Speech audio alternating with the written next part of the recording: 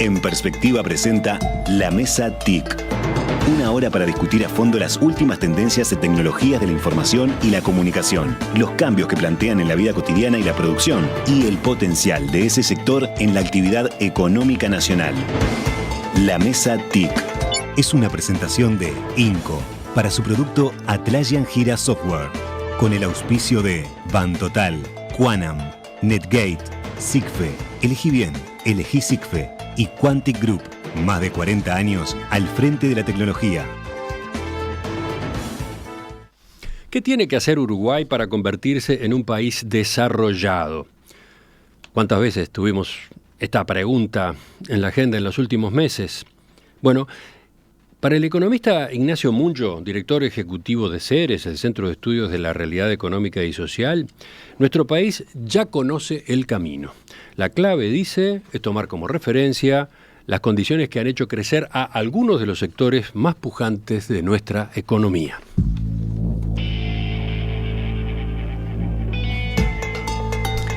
En su última conferencia titulada El Uruguay Optimista, lecciones para avanzar al desarrollo, Munjo mencionó dos casos de éxito que marcan el camino que Uruguay debe recorrer. Uno es el sector forestal, donde nuestro país tiene un desempeño similar al de Finlandia, líder en esta materia. Y el otro es el software, donde Uruguay ya ha superado a países con altos niveles de desarrollo humano como Dinamarca.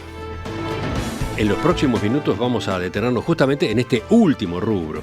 ¿Cuáles han sido las claves del éxito para las TIC uruguayas? ¿De qué manera este caso sirve como ejemplo para otros sectores de la economía? Bueno, de eso es que vamos a discutir con los invitados. Paso a presentarlos. Empiezo por Virginia García Morales, analista de sistemas, consultora comercial y jefa de producto en Arnaldo C. Castro. Virginia, bienvenida. Muchas gracias. Más cerca del micrófono. Muchas gracias. Voy ahora a Ignacio Munjo, economista, director ejecutivo de CERES. ¿Cómo te va, Ignacio? ¿Qué tal, Emiliano? Un gran gusto estar acá en esta mesa de lujo. Bueno, sigo. Voy con un nombre conocido de otras tertulias acá en Perspectiva, Miguel Brechner, ingeniero electrónico, expresidente del Ceibal, actualmente asesor de empresas TIC en Uruguay y en el exterior. Miguel, bienvenido. Un gusto estar acá en esta mañana de TICs. En esta mañana de temas políticos, donde acá hacemos una especie de lugar aparte, ¿no?, para hablar de otra cosa. Y el último saludo es para Leonardo Loureiro, también conocido de los oyentes, ingeniero de sistemas, CEO en Quanam, Estados Unidos, vicepresidente de formación en la CUTI, la Cámara Uruguaya de Tecnologías de la Información. Leonardo, ¿qué tal? Buenos días, un gusto estar todos juntos acá y haber robado a Miguel de otra tertulia y bueno, que Virginia e Ignacio nos acompañen. Bueno, voy primero con Nacho, con Ignacio Munjo, y con esa última conferencia de CERES, esta que nos sirve como disparador en esta edición de la Mesa TIC. Yo decía, el título fue El Uruguay Optimista, lecciones para avanzar al desarrollo. ¿Por qué? ¿Por qué eligieron ese título?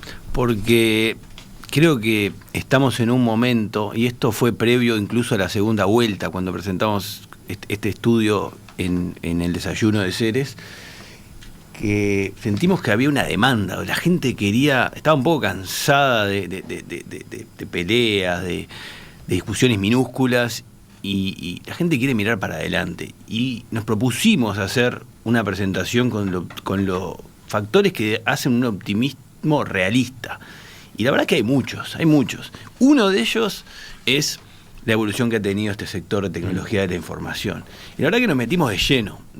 Entrevistamos a referentes históricos del sector, del país, estudiamos sus orígenes, vimos qué pasaba, hicimos paralelismo con otro sector como el forestal, tratamos de encontrar factores comunes que explican el éxito. Lo primero es como decía recién, los números son impactantes, porque hay que tenerlo claro. O sea, en el año 2000 el sector obviamente era un sector insignificante porque era un sector que estaba empezando a desarrollarse. Varía lo mismo, digamos, en términos de exportaciones en porcentaje del PBI que en Argentina. Podemos ir poniendo una placa, ¿no?, de la presentación justamente, sí, de la mismo placa 34. Valor. A ver, ¿cómo es? Perdón. El valor de exportaciones del sector eran iguales en proporción al tamaño a los que tenía Argentina.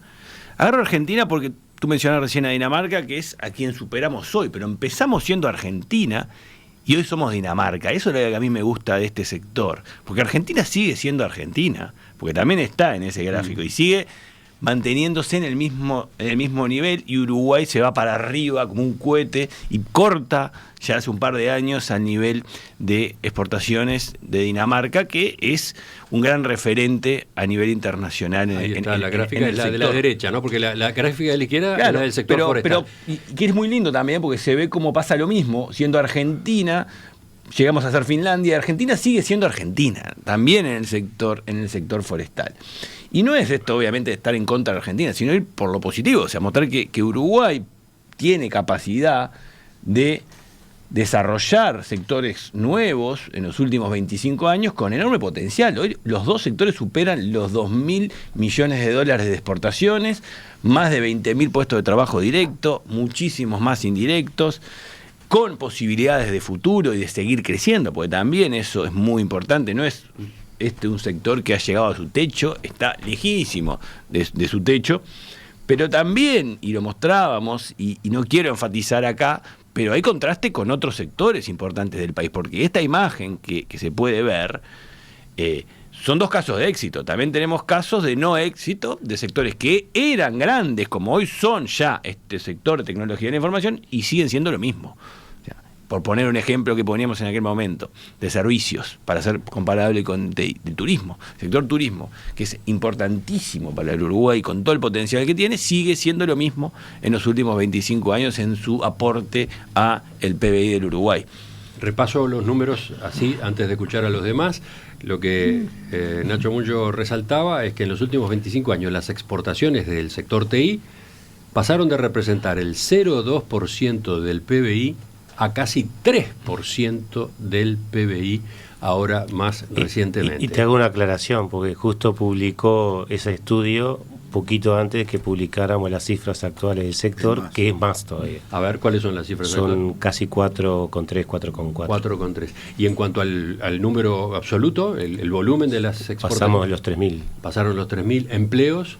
Los empleos, no, eso sí, Eso es complicado. Es complicado porque se mantuvo bastante parecido, lo que aumentó fue la productividad. ¿Pero en cuánto estamos? ¿22.000? La misma cifra, Ahí sí, está. eso no ha cambiado. Bueno, Nacho Muncho decía en la conferencia que este sector, junto al forestal, son los Maracaná, son Maracaná de Uruguay. ¿A ustedes cómo les resulta ese término? ¿Qué dicen los demás? A mí el término Maracaná es más término de milagro, y yo creo que acá no hubo milagro. Ah, bueno. O sea, yo creo que acá hay una historia de mucha gente involucrada desde los años 60 con la gran idea de la Facultad de Ingeniería de ir a la IBM 360/44, que era el equipo principal, totalmente fuera de contexto. Es como que acá hoy la facultad diría: nosotros vamos a liderar en la computación cuántica, y estaría todo el mundo diciendo cómo se van a gastar esa plata de un computador, bla, bla, bla, etcétera. Y esa hay que reconocerle. Creo que era Mayolo, creo que Mayolo era, y hay que reconocerle a Sadowski, hay que reconocerle una cantidad de gente que estaba en la facultad que tomó esa iniciativa. Hay otra placa de la conferencia de CERE que justamente marca una especie de línea de tiempo con el desarrollo. Por eso, pero yo a lo que voy es las que tecnologías de la información, los hitos que han pautado esta evolución. O sea, yo por eso creo que acá hubo políticas claras, hubo empresarios y diversas coyunturas. Para mí una coyuntura increíble es que IBM, el sistema 34 de IBM no tuviera base de datos y aparece Genexus, o como se llamaba antes, Artech y todas esas cosas. O sea, son hitos que se van dando, que dan espacio a que crezcan empresas. Después hay que reconocerle al gobierno de Jorge Valle el decreto de fomento de las TIC, que se transforma en ley en el gobierno de Tabaré Vázquez y se amplía después creo que en el gobierno Mujica. O sea, creo que dentro de los hitos hay que hablar del ANI, que te faltó, me parece, Ignacio. Entre el hito del 2007 fue la creación de la ANI. ¿Podemos ver la placa? ¿Es la placa 36, Felipe? Sí, a ver, porque ahí están todos estos hitos. O sea, no me parece que sea Maracaná, era una cosa increíble por cómo se dio en Maracaná, pero me da la sensación que esto es que muestra que habiendo empresariado que quiere hacer cosas y un Estado que quiere apoyar, se puede lograr muchas cosas. En eso sí estoy absolutamente de acuerdo. Sí, la expresión Maracaná, más que hablar de un milagro que surge de forma inexplicable, es para el orgullo. En eso estoy de acuerdo. Si es por el orgullo, Ignacio, si es por el orgullo, totalmente de acuerdo. Pero vamos con Virginia, porque Virginia, entre otras cosas, está acá porque ha estudiado y ha seguido muy de cerca toda esta historia, ¿no? Bueno, sí, la verdad que todos estos hitos han hecho de que se explique esta consolidación en la industria de la tecnología. Creo que uno de los hitos importantes que nos hemos beneficiado del lado privado también ha sido la implementación de la facturación electrónica. A ver, vamos a explicar qué es eso, por qué ha tenido la incidencia que ha tenido, pero antes que eso, ¿qué fue lo que se resolvió? O sea, en el año 2012 la idea original era que las empresas más grandes entraran en un régimen donde toda la facturación se enviaba a DGI y eso permitía a la DGI poder recabar la información de la contribución de las más grandes empresas. Cuando se decidió incorporar al resto de las empresas, se dieron beneficios fiscales que las empresas aprovecharon para hacer un upgrade tecnológico en sus empresas. Esto generó, entre comillas, un gran negocio. Entonces. Esto generó un gran negocio que tanto las empresas que usaban el sistema aprovecharon para hacer ese upgrade y quienes vendemos servicios a esas empresas también aprovechamos y también tuvimos un gran crecimiento. Pero eso llevó a una transformación digital, un segundo paso. Ajá. Quizás lo hablamos después. No, a ver, dale. Bueno, esta obligación a que las empresas tuvieran que pasar a factura electrónica, aprovecharon a hacer un upgrade en sus sistemas, aprovecharon a tener algunas empresas sus primeros ERPs, aprovecharon aclaremos términos. Aprovecharon a tener sus sistemas de gestión. Upgrade, ¿qué quiere decir en este caso? Un cambio de rango, una actualización, una mejora. Una mejora. Uh-huh. Una mejora. ¿Una mejora en tecnología física, en sus computadoras y también en sus sistemas. Ajá. Tuvieron que adecuarlos a poder funcionar en esta nueva modalidad. Y lo otro que decías es que muchas empresas tuvieron su primer ERP, su sistema de gestión. No solamente tenían la factura electrónica, sino también un sistema que les permitía gestionar su contabilidad, sus compras, su inventario, toda su gestión. Pero esas fueron innovaciones, fueron cambios que llevaron adelante cantidad de empresas uruguayas de tamaños diferentes. Y que hoy terminas entrando el resto, o sea, el 100% de las empresas. Y bueno, y todo eso dio trabajo, dio trabajo al sector TI. Y da trabajo y continúa dando trabajo. Y el apoyo de las políticas públicas desde DGI con los beneficios fiscales y ANDE con sus apoyos a la transformación digital sigue haciendo que esto internamente sea muy beneficioso. Todos tienen algo que decir, Leonardo, a ver. No, a ver, tomando dos temas. Uno, lo que decía, cerrando lo de Virginia, y tomando parte de lo que decía Miguel, toda la ideación de la facturación electrónica nace en el gobierno de Valle a través de un comité asesor empresarial, o sea, donde habían varios empresarios del sector, pero que a su vez eso después disparó en un estudio del Instituto del IEM, que hizo una cantidad de cosas, que se llamó el informe del Comité Asesor Empresarial, que hizo una cantidad de lo que llamó políticas anticipatorias, ¿no? Es decir, ¿qué tendríamos que hacer para desarrollarnos más? Como decía Miguel, yo hablo, esto no es casualidad, sino que es causalidad. Es la causa de una cantidad de cosas que se fueron haciendo, desde la academia, después del sector empresarial y después del sector político de los gobiernos. Y eso surge ahí, eso que comentaba recién Virginia, muy interesante, porque en el momento del estudio, capaz que nadie vio todo eso. La tecnología no daba. Exacto. Y yo ahora escucho al gobierno nuevo que está planteando llevar más adelante el tema del IVA diferenciado. Te estás metiendo en una polémica bárbara, ¿no? No, bueno, yo me pongo... pero esa tecnología hoy ya está implementada, pero justamente se puede implementar por la digitalización original de la facturación electrónica. Ajá. O sea, hay una cantidad de cosas que hoy se pueden hacer gracias a que la factura electrónica existe. Y la bancarización. O sea, hay muchas cosas que surgen de proyectos en paralelo que cuando después se van juntando van generando resultados positivos muy importantes, ¿no? Miguel Entonces, recién mencionaba la bancarización o la inclusión financiera, ¿no? La bancarización, inclusión financiera. Esa fue una política de ¿cuál gobierno del Frente fue Amplio? el primero. El primero, o sea, la primer política, o sea, la primera vez que, siguiendo, sin meternos en la disputa de que hay tarjetas que no pagan IVA, son las tarjetas TUS, Sí. Uruguay Social y las AFAM, que surgen en el gobierno de Tabaré Vázquez y como llama en la primera discusión de la inclusión financiera, o sea, como parte, obviamente después este gobierno le agrega que se puede cargar dinero, o sea, hay un tema que tiene todo este proceso, es que hay muchas, o sea, primero, por suerte en el Uruguay la tecnología no se politizó. Por suerte. ¿Tá? O sea, no importa de dónde que piensa él, lo que pienso yo, desde el punto de vista de tecnología no pensamos muy distinto. Y a través de todos los gobiernos hubo gente pensando adelante, poniendo los temas y los gobiernos aceptando hacer lo que se podía. Haciendo de más y después viendo que era difícil, o sea, entonces hoy en día yo creo que lo que en algún momento tenemos que conversar es cuáles son los próximos pasos. Bueno, pero antes de eso, por eso. ¿qué otros hitos? Déjame una hitos? cosa, un comentario porque no lo comenté cuando Nacho presentó esto, ni en aquel entrevista que hicimos previa. Pero justo hablando del forestal, cuando hacía forestal y de la tecnología, hay un caso interesantísimo, porque también esos sectores de actividad económica desafían también al sector tecnológico. El primer inventario forestal, creo que hasta de América Latina, utilizando imágenes satelitales, lo solicitó lo que hoy es Monte del Plata para el litoral de Paysandú, año 1996. Porque uno hoy habla de inteligencia artificial y tenemos que acordarnos que en realidad Genexus empezó en el 88 con inteligencia artificial. Y hoy hablamos de satélite, lo vemos todos preciosos y pensamos que es de la semana pasada. No, ¿cómo se llamaba?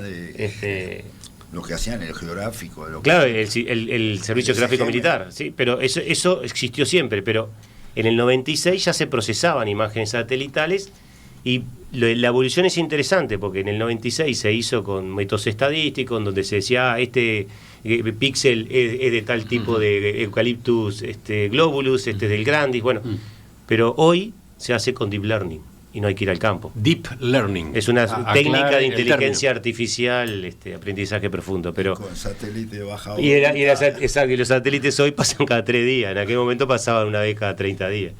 Pero bueno, la tecnología cambia. Sigamos mencionando hitos, a ver. Sí, me parece que es muy importante cuando uno analiza los hitos, que hay básicamente 3 jugadores claves acá. El sector público ha estado presente, ya sea con la Universidad de la República, generando capacitación que va evolucionando con el tiempo y generando los recursos humanos necesarios para el desarrollo futuro. Ha estado presente siempre desde el arranque, pero ha ido evolucionando también en el tiempo. Antel ha sido un jugador clave en este proceso. Distintos hitos, ha estado siempre presente desde, quiero marcar acá como tengo en la línea del tiempo, la licitación para la digitalización de la red telefónica de Montevideo en el año 84. En el año 78 trabajé en el primer pliego de digitalización de centrales digitales cuando era funcionario de Antel. Sí, ni que hablar. Aquel hito, entre comillas, fue de la dictadura, ¿no? Sí, Final sí, de la dictadura, ¿no? Pero el ingeniero Miguel tenía algunas visiones claras. Acá tenemos la placa en pantalla con toda la cronología. Y después está, por supuesto, la fibra óptica, la llegada del 5G, el cable submarino. Y todo eso permite el otro jugador central en esto, que son las empresas multinacionales de primer nivel mundial. Eso también pasa en el sector forestal, que los empresarios locales juegan con los estándares de primer nivel, de clase mundial. Y eso es clave en esto, porque esto no importa que sea el capital local o extranjero, lo que importa es que se genere un ecosistema de empresarios locales que juegan en la A, no que juegan en la B. Y para que jugar en la A hay que lograr atraer al sector empresas de primer nivel. Ahora saludamos lo último que fue Google, pero antes llegó Microsoft y ya hay Globant y antes empresas uruguayas que estuvieron en la frontera. Ustedes colocaron en la cronología la llegada de Tata Consultancy Services. Eso fue en el año 2002, ¿no?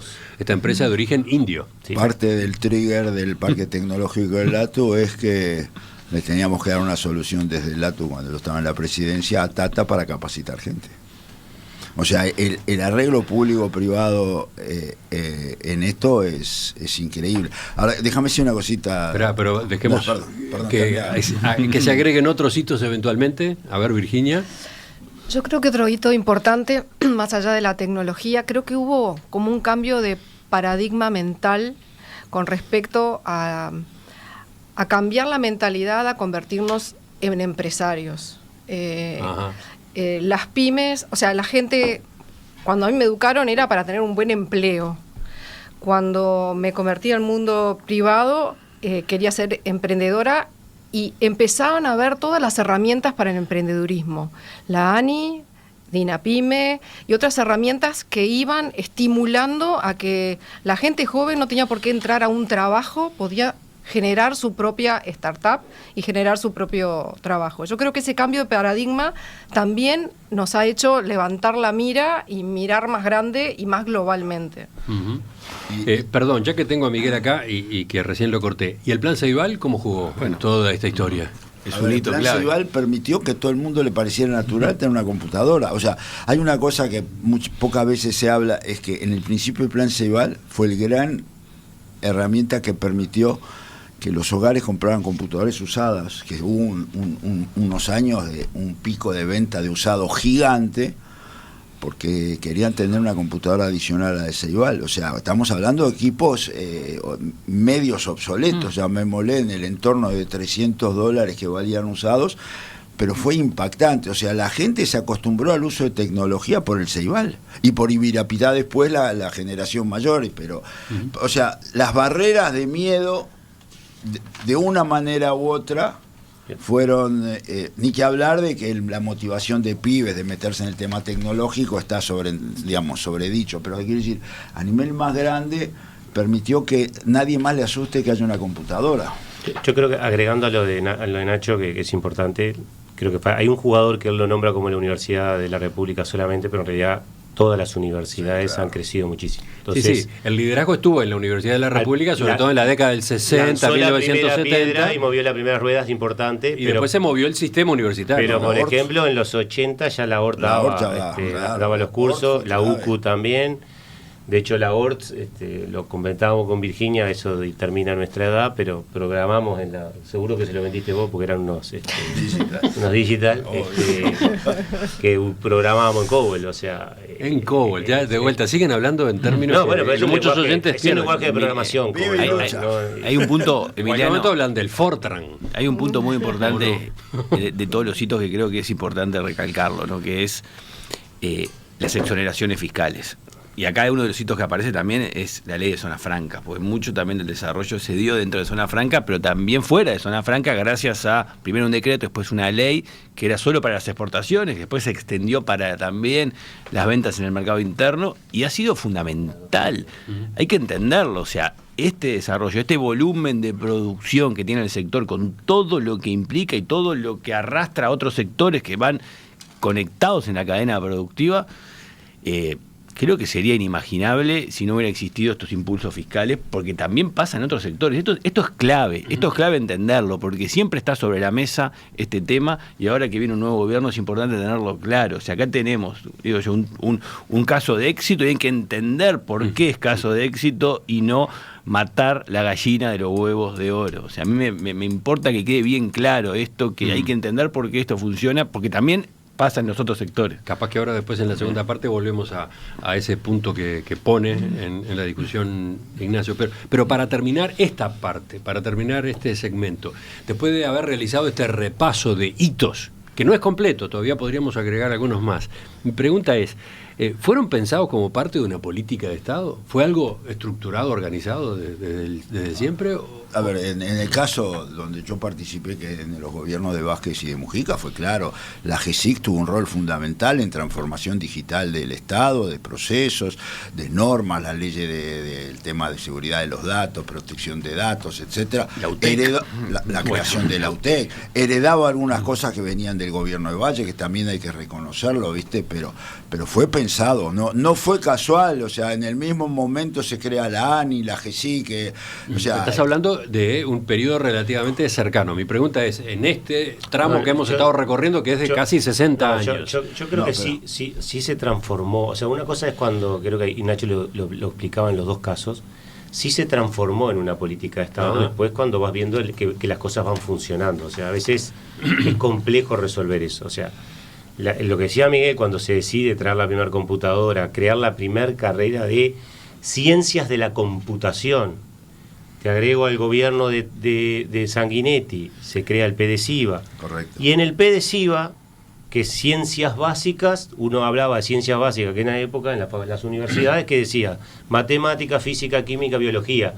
Y un visionario como Jorge Vidart le dijo a Víctor Ganón, incluí informática. Que en realidad era computación, pero informática, lo explica en su libro Víctor, explica que es porque en Francia era informatique, y venía a estudiar en Francia Jorge Vidart. Que le debemos mucho. De hecho, mañana tengo una mesa en la Universidad de la República, en la Facultad de Ingeniería, en el viejo salón de actos, todo remodelado, que no lo conozco, en donde vamos a hablar de que acabamos de llegar a los 50 doctores en informática del PDCIVA. Hay más. Pero, por ejemplo, cuando hablamos de estas cosas y de decisiones multinacionales, en su momento, en el 2009, no sé si te acordás vos, Miguel, pero se quiso traer a Microsoft Research. Y no podíamos. Y cuando le dijimos, mirá, los doctores que hay somos 15, hay 15, 16. Y Google me contestó, no hay suficientes matemáticos en Uruguay. Es verdad. Exacto, o sea. Y ahora después, Ahora hay matemáticos y hay doctores en informática. No suficientes, pero hay que hacer, porque hay que tener más, pero mucho más de lo que era. Lo que pasa, déjame decir una cosita diferente. Hay una primera etapa de gestación que es muy difícil hacer política. Y yo me refiero a eso hasta los años 2000, ¿tá? Porque es una etapa en que la tecnología no lo permitía, estábamos... Ahora, cuando ahí lo que dice Leo, cuando ya está demostrado que se puede hacer, uno se puede tirar a más. Y en eso hay que reconocerle a Valle y a Vázquez particularmente. Mira, y Valle voy a hablar mucho mejor todavía, porque cuando diga los nombres, la primera agenda digital en realidad se hace desde un estudio de la ORT liderado por Luis Stolovich y Pablo Valenti, que lamentablemente ninguno de los dos hoy están fallecidos, pero visionarios que crearon lo que vendría a ser después las agendas digitales verdaderas, pero era el Uruguay digital. Lo último, en este tema. Yo quiero un puntito para sumar a la idea de política de Estado, la creación de los bachilleratos tecnológicos de rama, que también contribuyeron, porque hay en todos los periodos algo. ¿De qué año estamos hablando en ese 94, 95. 94, 95. Atlassian Gira Software es líder mundial como herramienta de gestión de proyectos ágiles. En Uruguay, Atlassian es INCO, único partner Gold con niveles de descuento exclusivos y consultores locales certificados. SICFE, 10 años de experiencia en facturación electrónica. SICFE.uy. Elegí bien, elegí SICFE. E-commerce, Mercado Libre, Instagram Shop, Facebook Shop, pasarela de pagos, CRM, ERP, Leads, User Experience, SEO, analítica web, para vos, chino básico. Para tu empresa, algo fundamental. En N Empresarial impulsamos a empresas a desarrollarse en el mundo digital. ¿Te ayudamos? Entra en n.com.uy o envíanos un WhatsApp al 2712-6666. N Empresarial, la solución integral de NetGate para mejorar la presencia digital y aumentar las ventas online de tu empresa. Tengo algunos comentarios de oyentes que dejo acá picando para cuando volvamos a la mesa dentro de unos minutos. Dice Guido, se juntaron a tirarse flores. We are fantastic. Estaría bueno analizar el régimen impositivo de esta industria, por suerte muy favorecido. No así se da en otros sectores de la economía que tienen de socio al Estado. Esa es una observación. Otra, lástima no invitaron para la mesa a Arim por la universidad, ahora designado para dirigir la OPP. ¿Qué esperan? ¿Esperan algo de ese nombramiento para este sector en particular? ¿Quiere saber el oyente? Sin duda. Ya volvemos, ya seguimos en esta edición de La Mesa TIC. La Mesa TIC es una presentación de INCO para su producto Atlassian Gira Software, con el auspicio de Bantotal, Quanam, NetGate, SICFE. Elegí bien. Elegí SICFE. Y Quantic Group. Más de 40 años al frente de la tecnología. ¿Uruguay puede ser optimista en su aspiración de convertirse en un país desarrollado? El economista Ignacio Munjo, director de Ceres, cree que sí, siempre que se profundicen las condiciones que han hecho crecer a algunos de los rubros más pujantes de la economía, entre ellos el sector del software. Bueno, de hecho, este fue uno de los puntos centrales de su última conferencia. Hoy entonces acá en la Mesa TIC estamos viendo cuáles han sido las claves de éxito para el sector tecnologías de la información, de qué manera sirve como ejemplo para otros rubros de la economía.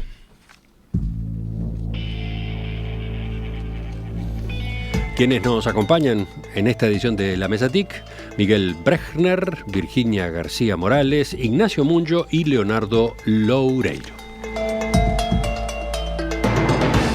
Estábamos recorriendo esos hitos fundamentales, estábamos discutiendo si hubo o no una política de Estado en esta materia. ¿Qué les quedó? ¿Les quedó pendiente algo, no, Leonardo? Yo quería tomar, y el mensaje que leíste al final cuando decía nos tiramos flores. Bueno. A ver, primero, en otra entrevista que me hiciste personalmente, un oyente dijo, corten con tanta dulzura, ¿no? Haciendo mención a una marca de bebida, pero bueno. No, a ver, lo importante acá es que justamente cuando Ignacio le ponía el nombre optimista, nosotros somos optimistas, todo el sector, por naturaleza, o sea, creemos en esas cosas y nos van a escuchar hablar siempre en positivo, o sea, no la gente no entiende cómo nosotros no podemos. Virginia se acaba de sentar en esta mesa que está auspiciada por 3 competidores de ella, y sin embargo, ¿lo siente competidores? No, conversamos, compartimos proyectos, capaz que en uno competimos y en otro vamos separados o vamos juntos, y cuando vamos afuera capaz que vamos todos juntos, porque somos chiquitos. Entonces, eso a veces no se interpreta, pero yo cuando digo optimista, yo lo voy por otro lado y voy a tomar algo que decía Miguel en el corte, es, yo cuando recorro el país, o sea, así como viajo mucho al extranjero, recorro mucho el país. Y tengo compañeros en Cuanam que trabajan desde Bella Unión, que trabajan desde Trinidad, que trabajan desde Florida, Bichadero. Puedo recorrerme todas las ciudades pequeñas del país y las capitales importantes y tenemos gente trabajando ahí. Y cuando veo las situaciones de cómo a través del trabajo y del desarrollo profesional de varios colegas de distintos estratos sociales pueden crecer socialmente y desarrollarse en su vida, eso para mí es el positivo, o sea, eso es optimismo. Entonces nunca me voy a dejar o sea, me encanta que me digan eso porque me van a escuchar después retrucar de esta manera. Bueno. La tecnología y el fútbol son los dos movimientos Bueno, podemos discrepar más al fútbol que a la tecnología. No, son los dos movedores sociales del Uruguay, solo que al fútbol llega mucho menos gente que en la tecnología. Si uno piensa en movilidad social, la tecnología es una de las herramientas de movilidad social de Uruguay. Hoy es así, sí. Bueno, avancemos un poco más y vuelvo a Ignacio Munjo, vuelvo a la conferencia de Ceres. Ahí tú presentaste un listado de condiciones que tuvieron el sector TI y la forestación, esos dos que tomabas como ejemplos, para avanzar, para crecer. ¿Podemos revisarlas mientras vemos la placa correspondiente? Bueno, sí, lo que tratamos de hacer fue encontrar factores comunes y sí, bueno, ¿por qué? Como decíamos hoy, no es un milagro, hay explicaciones claras.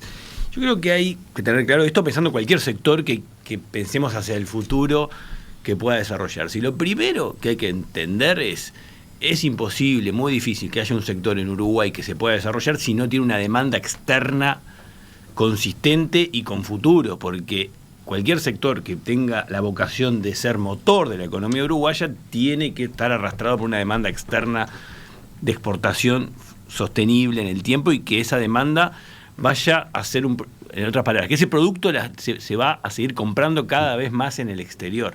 Y eso está presente. Creemos que en este sector la demanda es casi que infinita para el Uruguay. O sea, hay un mundo que compra cada vez más estos servicios y Uruguay está correctamente insertado, porque no alcanza con que exista la demanda.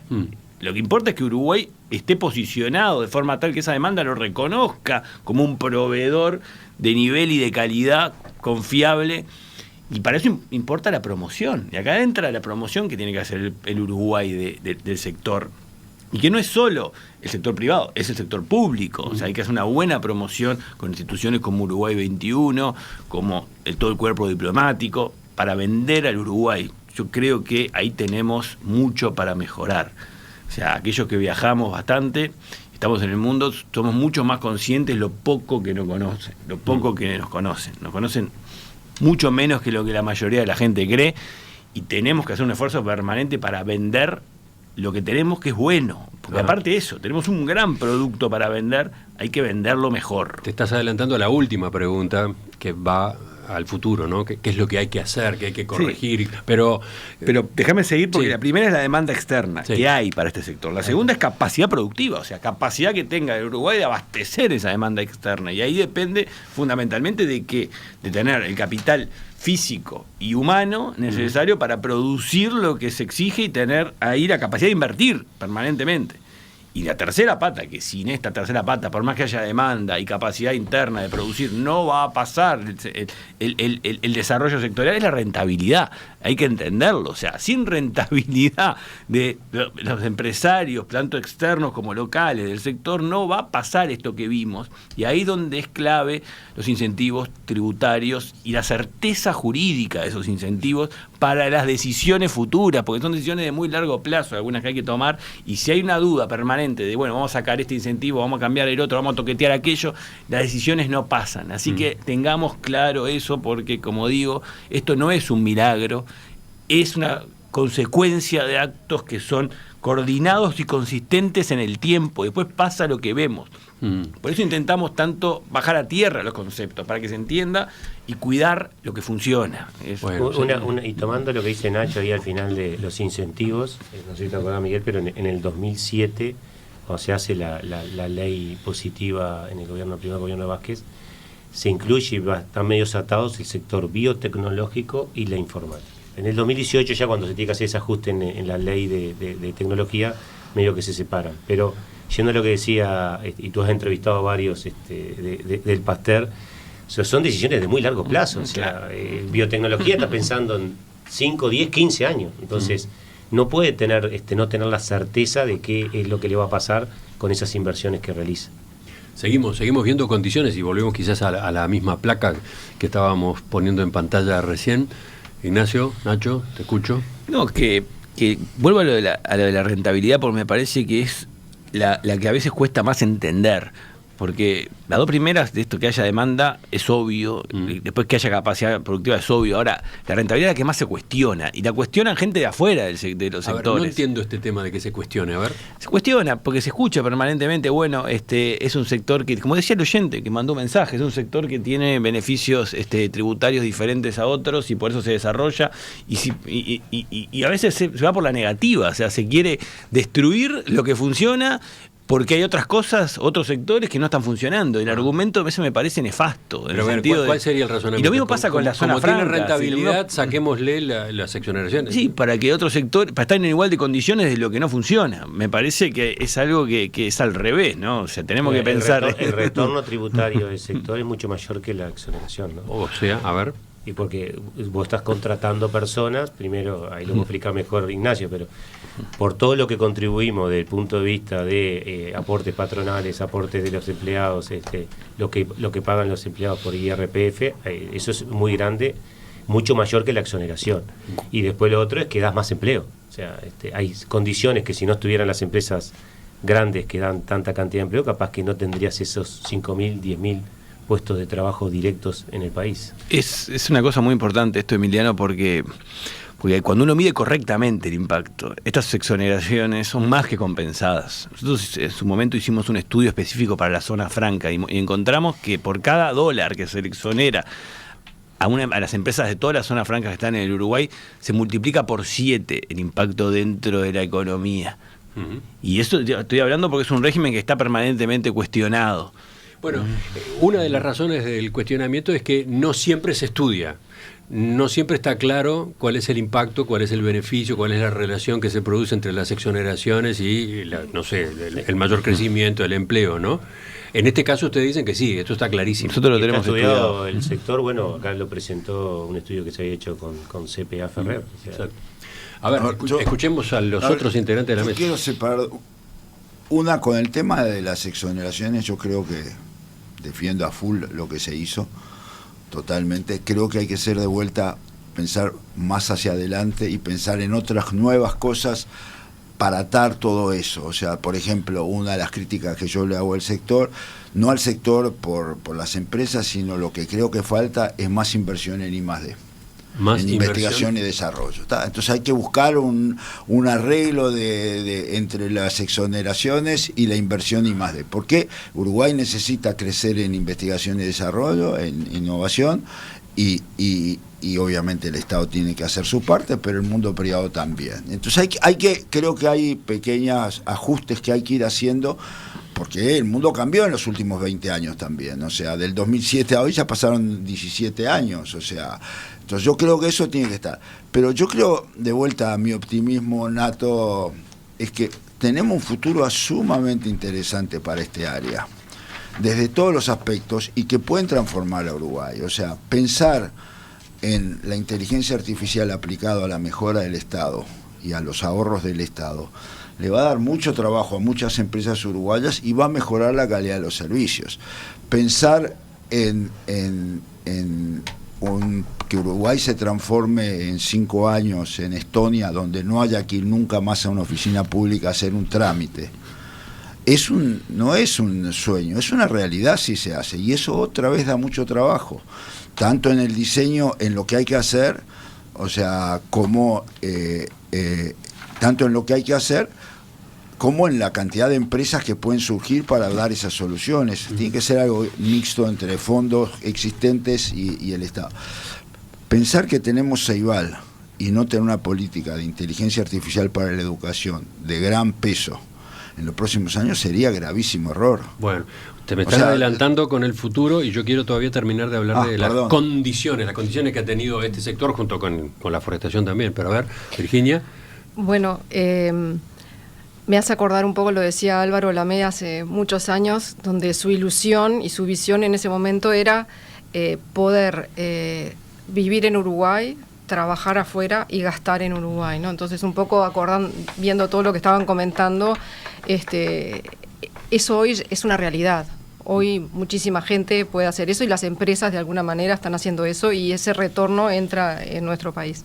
Por otro lado, también con respecto a la investigación y desarrollo, también es algo que está estudiado, que genera retorno de la inversión siempre. Hace un mes estuvo Bill Maloney del Banco Mundial hablando de por qué Latinoamérica no había podido crecer en los últimos 100 años y bueno, dentro de las cosas que él decía que era más importante era la inversión y desarrollo, la capacitación de nuestros técnicos, la cantidad de ingenieros que necesitamos y el tema de la capacitación de la gerencia también, ¿no?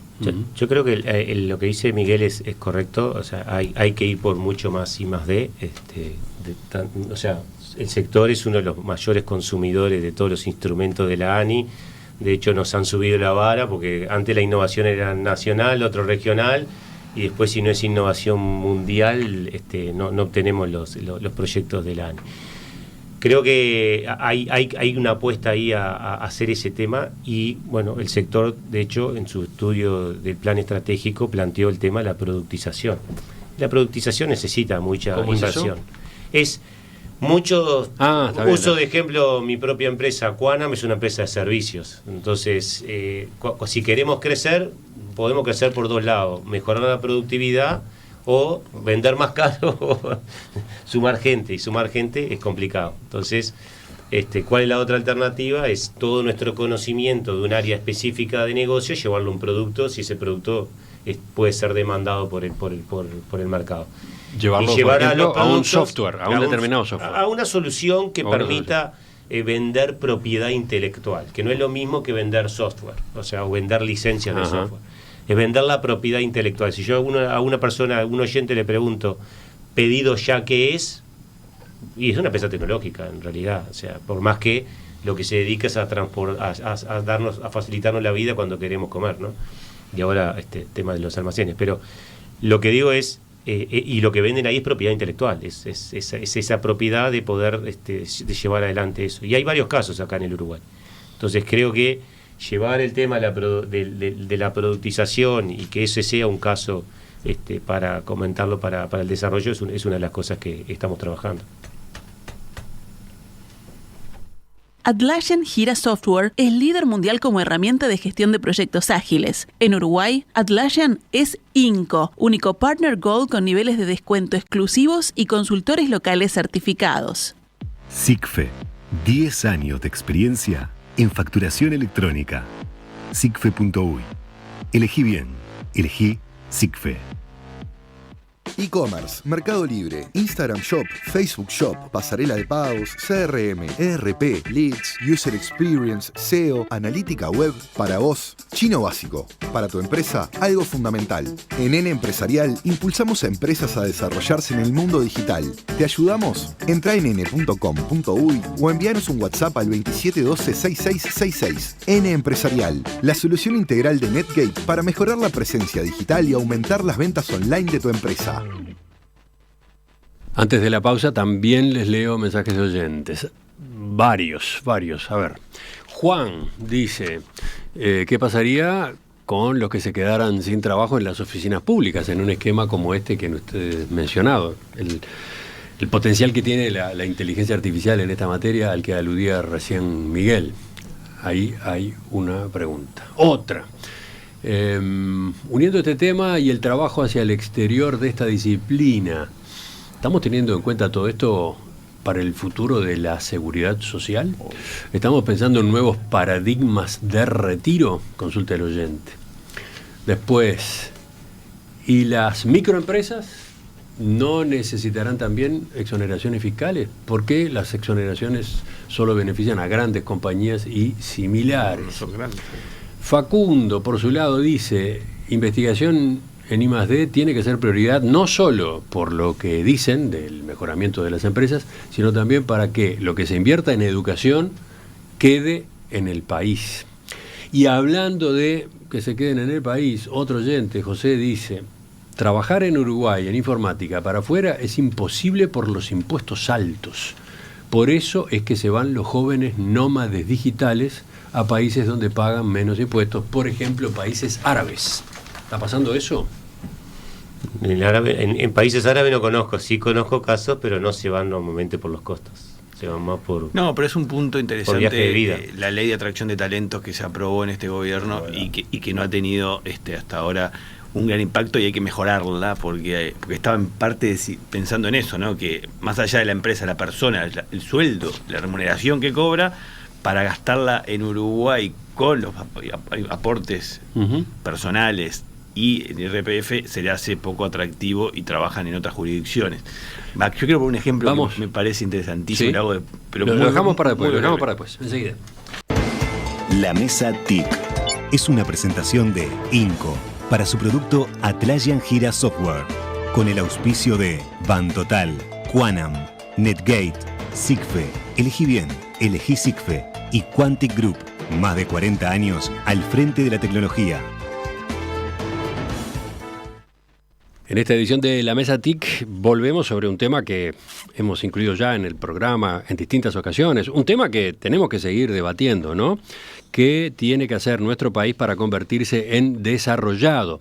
Bueno, el economista Ignacio Munjo, director ejecutivo de Ceres, dice que en realidad ya conocemos el camino. La clave, señala, es tomar como referencia las condiciones que han hecho crecer a algunos de los sectores más pujantes de la economía uruguaya. Ejemplo, las TIC, las tecnologías de la información y la comunicación.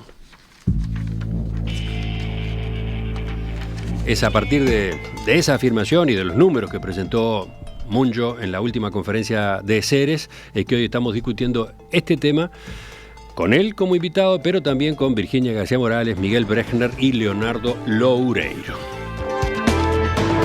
Llega el momento de mirar justamente hacia adelante. Ya revisamos la evolución que ha tenido este sector en nuestro país, ya vimos de qué manera hubo hitos que empujaron de manera significativa, ya vimos las condiciones que lo han acompañado. Bueno, ¿y ahora qué? ¿Había algo que te había quedado pendiente, Nacho? Sí, de un comentario de un oyente que decía del problema de los trabajadores del sector que ven en el exterior alternativas más atractivas desde el punto de vista económico. Y lo ato con un ejemplo de uno de los hitos que se mencionó en el sector, que fue la creación de la UTEC. Hace un par de años me invitaron a conocer la UTEC de Rivera. La verdad que lo recomiendo, es impresionante. Es una pequeña joyita que tiene en Uruguay, ahí en el norte del país, donde uno ve a los robots moviéndose. La verdad que tiene un foco en robótica y es de primer nivel mundial, desde las instalaciones hasta el personal de dirección y docente. Y con el condimento ese de ser, de hecho, una institución binacional también, ¿no? Bueno, eso es muy particular. Hacia eso iba, en el sentido de que cuando uno empieza a hablar con los docentes, la verdad que yo empecé a recorrer y me presentaban y me ponía a hablar y decía, bueno, eso es doctorado en robótica, me hablaba medio en portuñol. Iba a otra sala, otro doctorado en robótica, también me hablaba en portuñol. Iba a otra sala, también me hablaba en portuñol. En un momento digo, bueno, pero acá son todos brasileros los docentes. Y uno de ellos me dice, bueno, el tema es que nosotros trabajamos acá y vivimos del otro lado de la frontera. Vivimos del lado del Libramento, por lo tanto nos sale la mitad la vivienda, la mitad la comida, la mitad el nivel de vida. O sea, tenías un caso de laboratorio ahí. En otras palabras, si no existiera la capacidad de que el sueldo que le paga la UTEC a estos docentes de primer nivel mundial con doctorados competitivos a nivel mundial, que les rinda el doble, porque viven del otro lado, no estarían ahí. Y ese es el gran problema. O sea, la UTEC esa está ahí porque puede nutrirse, lo más importante, de capital humano de primerísimo nivel a una capacidad de costo de vida de esa gente mucho menor que la del promedio del Uruguay. Lo pongo como ejemplo ilustrativo, pero dice mucho esto. Sí, ¿no? O sea, sí. De los desafíos, también mirando para adelante. Los demás, sobre esto que mencionaba. Cuando Argentina estaba muy barato, mucha gente uruguaya se fue a trabajar desde Argentina para los mismos trabajos que estaba haciendo desde Uruguay. Sí. Virginia, no sé si sobre esto o sobre lo que viene. Bueno, sobre esto que hay mucha gente uruguaya trabajando en el exterior para acá. Me sumo a lo que estaban diciendo los demás, ¿no? Como que hay que tratar de cambiar las condiciones para que trabajar en Uruguay sea más fácil. Ahí tenemos un tema, pero mi pregunta es más general. Estas condiciones que han impulsado al sector TI acá en Uruguay, ¿son suficientes hoy? ¿Siguen teniendo impacto? ¿Hay que incorporar otras, Leonardo? No, a ver, yo creo que primero hay que buscar, hay distintas alternativas, varias las propusimos, no las voy a repetir porque las discutimos en una mesa TIC acá con el plan estratégico de la Cámara, pero si me voy por las grandes líneas, parte de lo que decía Miguel, el tema de la innovación y desarrollo, hay que invertir cada vez más. Estamos trabajando, por ejemplo, con varias universidades para que los doctorantes doctoren con tesis interna de las empresas, o sea, que no sea, cuando hablo de un doctorado estoy hablando de estudios de 2 a 4 años, ¿no? Entonces, son investigaciones que se hacen, que son necesarias, que lo que muchas empresas estamos invirtiendo es que sabemos que hay cosas que van a funcionar y otras cosas que no. Pero lo importante es generar ese proceso de generación de conocimiento estructurado que va derramando para otras cosas que le pueden servir a las organizaciones. Entonces, creo que empezar a consolidar algunos temas de innovación, seguir cerrando el tema de aprovechar que hoy tenemos un lab de Microsoft en inteligencia artificial, de IBM en inteligencia artificial, de Google que viene y que también va a ser algo seguramente de inteligencia artificial. Todo eso concentrado acá en el país, más los grandes como Genexus, Globant, Mercado Libre, que están apostando a todo ese tema, creo que siempre nos preguntamos si podíamos ser referentes en inteligencia artificial. Es muy complicado por la cantidad de gente que tendríamos que tener formada. Pero sí podemos desarrollarnos en inteligencia artificial y yo prefiero que se desarrolle localmente a que se desarrolle, que nos venga dado. Entonces, parte de lo que decía Miguel de incorporar la inteligencia artificial al Ceibal, todas esas cosas son importantes. Y lo otro que tenemos que trabajar muchísimo, y yo lo vengo conversando con varios colegas míos en la Confederación de Cámaras Empresariales, es la real incorporación de la tecnología para mejorar la productividad. Y no hablo solo de inteligencia artificial, porque eso es difícil de medir, y para algunas cosas va a funcionar y para otras no. Pero lo que no hay duda es que la digitalización real se tiene que hacer.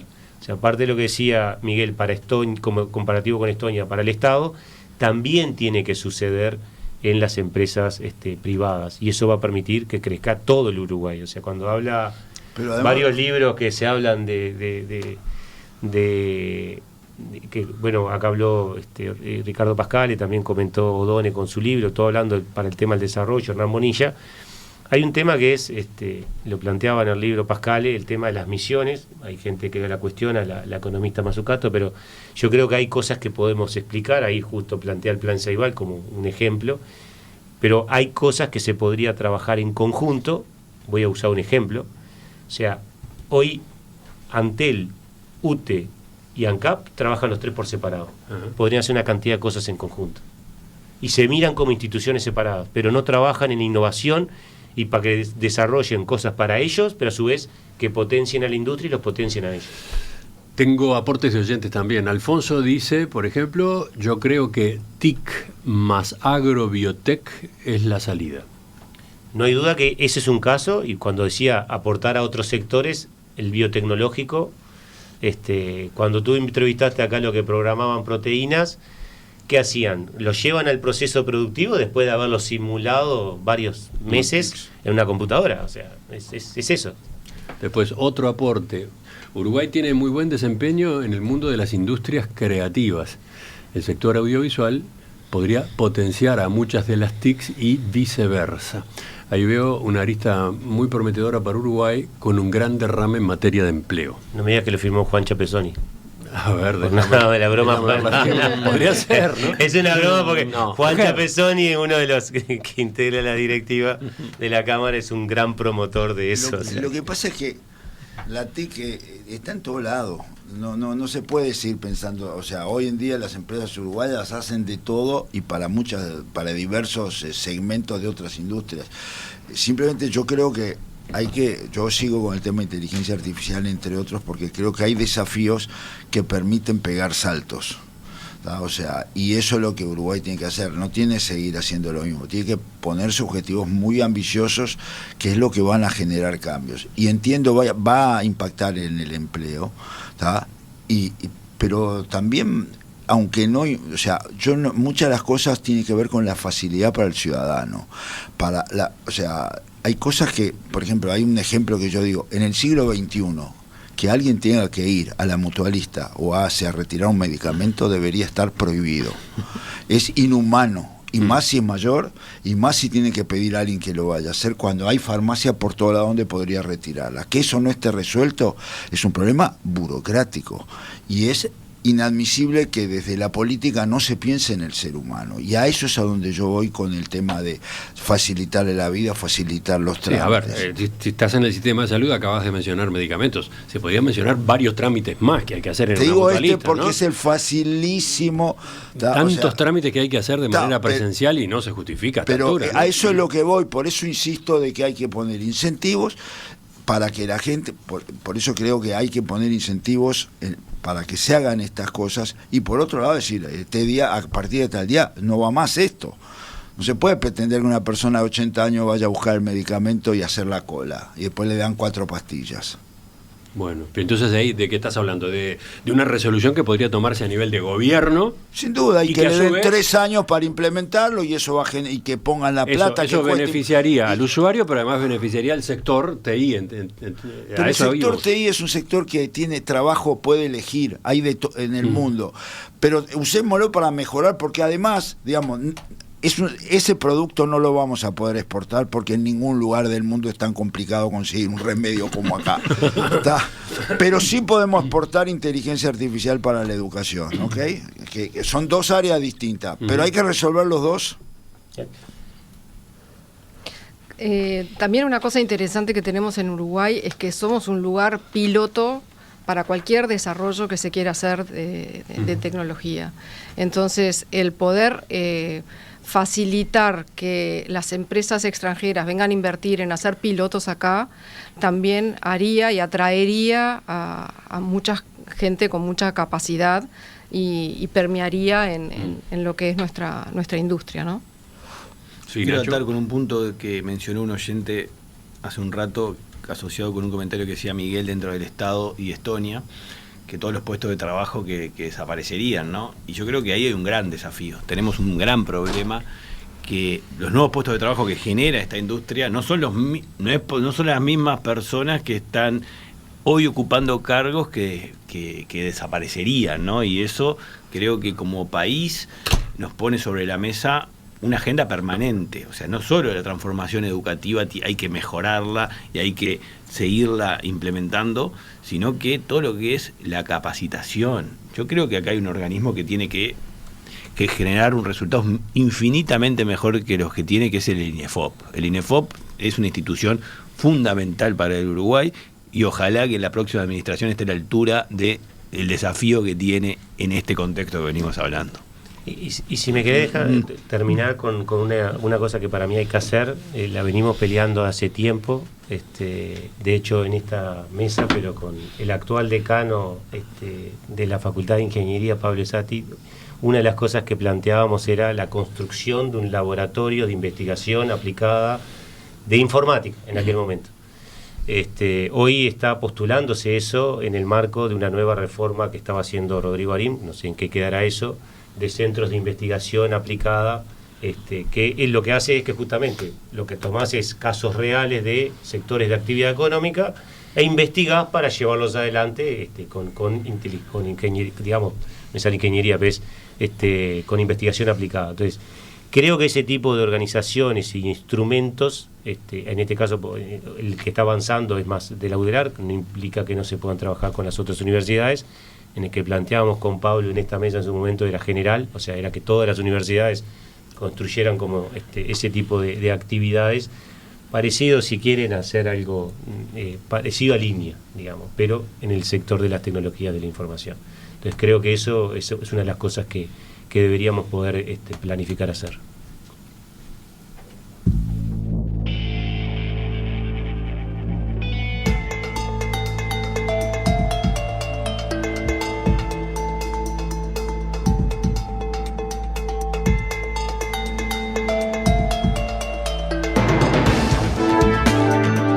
Quiero agradecer a quienes nos han acompañado hoy en esta edición de la Mesa TIC, que son, Virginia García Morales, analista de sistemas, Ignacio Muncho, economista, Miguel Brechner, ingeniero electrónico, Leonardo Loureiro, ingeniero de sistemas. De computación. Ese tema de los nombres de las profesiones. Pero bueno, ese es el título formal. Bueno, ¿les quedó algo? ¿Les quedó así dos palabras finales para decirle a los oyentes que han estado siguiendo esta discusión? No, creo que es un sector que va a seguir creciendo, no tiene techo.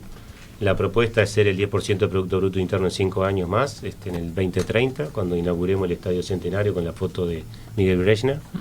¿La foto de Miguel Brechner? No, las fotos de Miguel Brechner. Miguel en la cancha sacando fotos. Esperemos que ningún jugador lo pase por arriba en ese momento, pero creo que es un sector que hoy países como Portugal, que empezaron igual que nosotros en el 2000, pero hoy nos llevan varios cuerpos de ventaja. Y países como Irlanda, que empezaron igual que nosotros y nos llevan más que varios cuerpos de ventaja. Entonces, hoy el sector de TI en Irlanda más o menos anda en el 14% del Producto Bruto Interno y el de Portugal está en el 10%. Entonces, yo lo que quiero es que hagamos un esfuerzo en los próximos 5 años para que más gente entre a la universidad a carreras de ciencia, tecnología, ingeniería y matemática, porque no podemos plantear todo esto si no incrementamos la cantidad de gente que estudie esto. Indispensable. Virginia, ¿tu telegrama? Que alentar a la gente de otras carreras a que transformarse a carreras de TI, incluso gente ya recibida, es fácil y que vale la pena. Y final para Ignacio Muncho, el culpable de toda esta discusión. Simplemente saludar a la CUTI que se hayan puesto un objetivo tan optimista como el 10% del PBI, casi triplicar el nivel actual de exportaciones, lo cual es lo que uno quisiera ver en otros sectores del país, y esa es la mentalidad del Uruguay optimista. Nos reencontramos con este tema, con esta mesa, con estos debates el año próximo, ¿de acuerdo? Nos reencontramos. Que empiece muy bien el 2025. Muchas gracias. Feliz año para todos, muchas gracias. Seguimos, ya continuamos con ustedes Observamos el Uruguay y el mundo en perspectiva hasta el mediodía. Ahora con un cambio completo. Vamos a otra materia, vamos a otro tipo de contenido, de reflexión. Recibimos a Pablo Dors, sacerdote y escritor español, autor del bestseller Biografía del Silencio.